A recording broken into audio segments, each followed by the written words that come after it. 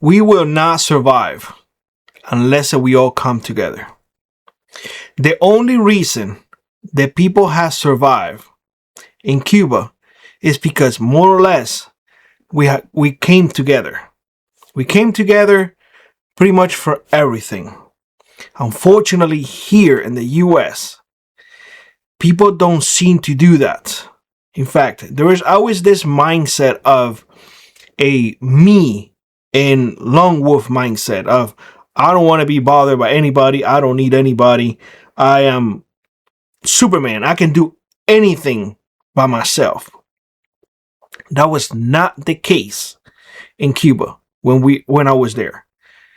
If you needed to fix a car, you will call a friend to help you fix the car. Because a lot of the times, your friend may see something that you didn't. If you needed to tilt the ground, maybe a lot of times you didn't have the tools that you needed. You may have some, but not all of them. So you will call some folks to help you out. That way it was faster. Of course, you will have to give them a little bit of the harvest, but that's a fair price to pay for their help.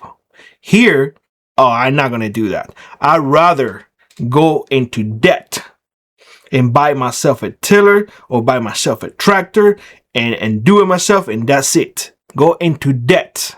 Although the harvest or that what I'm going to get is not going to be enough to pay the debt, but I don't need nobody.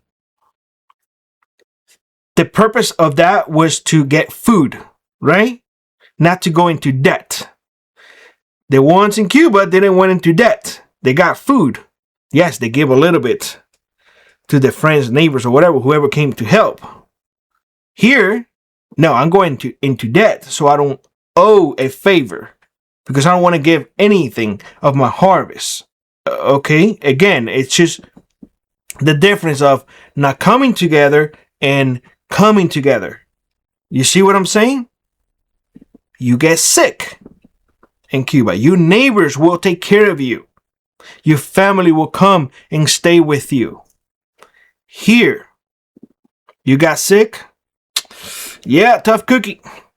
I'm sorry, man. I can't take off from work. I don't know. Go to the hospital. See if they can fix you. Your family? Oh, I'm sorry, man. I can't go. I got to work. I got bill to pay. So who's helping you? You don't have anybody to help you. The other place, everybody come together, but you were expected to help too.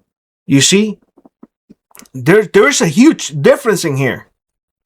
The mindset of being together, because together we're strong, and the mindset of I don't need anybody. I just me. I am the lone wolf. I do not need anything from nobody.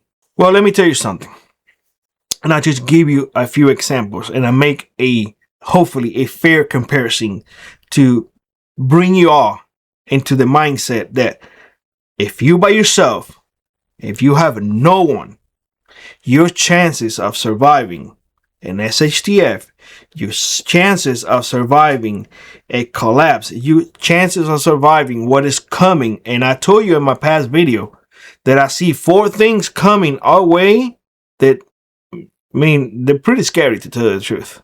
They're pretty scary. Go check out that video.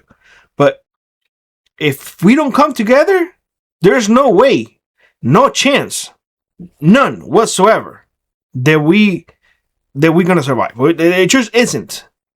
It doesn't need to be just family. It can be friends. It can be acquaintances that you trust. We have developed in this country, in this community, not this one per se, but in the prepper community, such a high distrust against people that we see every single individual as an enemy. As a country, we see our neighbors as a bother, not an asset. We see them as a bother because all we're doing is competing to see who has more. Oh, you have a brand new car? I'm sure as heck I'm going to buy a brand new car because you will not overshine me. No, I am competing against you. How is that a community? It isn't. It isn't at all. In the prepper community, all we hear all the time is like, oh, no, you gotta be careful about your neighbors. Yes, you do, to a point. If your neighbors don't want to be part of your preparedness group, that is fine. That is fine, but at the same time, not every single individual is your enemy. And you can't generalize that everybody's out there to get you. Oh, I can't help nobody because they may want to come and steal my rice and beans, and I need my rice and beans. But those are the same people that they're going to come and take care of you if you get sick.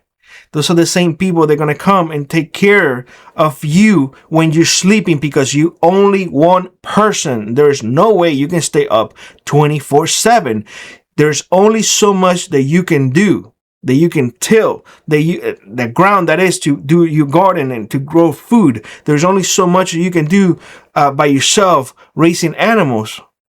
There's only so much that you can do alone. And this is what people don't understand. You alone are limited. You need folks to help you. You need people to help you, because only together we will survive. And that is a fact. And I have lived through it. And as much as you want to ignore that, I've lived through it. The only reason why Cubans have survived communism for 60 years is because they always come together.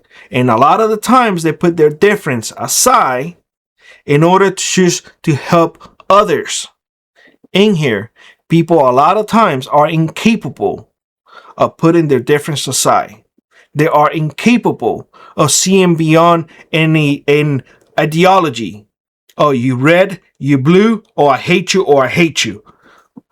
We all going to the same place. It doesn't matter what you believe or not. We all have to breathe. We all have to drink water. We all have to eat food. We have to protect each other. We are all the same. And yet we are divided. Because they do not want us to survive. Because the division is by design. With that being said, let me know what you think in the comment section below.